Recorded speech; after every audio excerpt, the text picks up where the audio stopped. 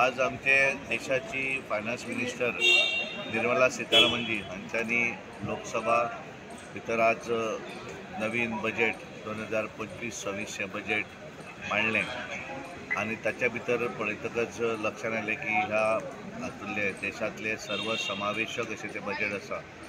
म्हळ्यार भितर युवा आसत, महिला आसत, फार्मर्स आसत, बिझनसमॅन आसत, ह्या सगळ्याच जाणांक ताचो फायदो मेळटलो अशें बजेट आसा.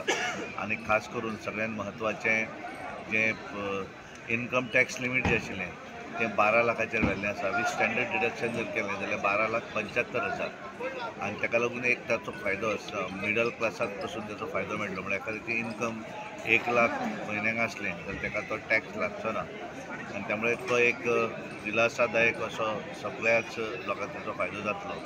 आनी म्हणून आमच्या देशाचे पंतप्रधान नरेंद्र मोदीजीचें हांव अभिनंदन करता, तांकां धन्यवाद दिता, कारण तांच्यांनी बारीक मनशाक कसो फायदो जातलो तो पळयल्ले आसा. गोंयच्या दृश्टीन जर आमी विचार केलो जाल्यार टुरिजम सॅक्टरा भितर सुद्दां तांच्यांनी होम स्टे आसत, बाकीच्या सगळ्या हाका लागून ते बेनिफीट दिवप अशें ठरयल्लें आसा. ताचो फायदो जातलो आनी खास करून MSME आसत सॅक्टर, मुद्रा लोन आसत, ह्या सगळ्या हातूंतल्यान तांच्यांनी रिवायज केल्लें आसा, जेणे करून हाचो फायदो सबंद देशांतल्या लोकांक जातलो. आनी म्हणून आज हें जें आज फायनान्स बजेट जें मांडलें ताका लागून तें बजेट हांव वेलकम करता. आमची देशाची फायनान्स मिनिस्टर निर्मला सीतारामनजी आनी तशेंच देशाचे पंतप्रधान नरेंद्र मोदीजी हांचें अभिनंदन करता. तांकां धन्यवाद दिता. थँक्यू.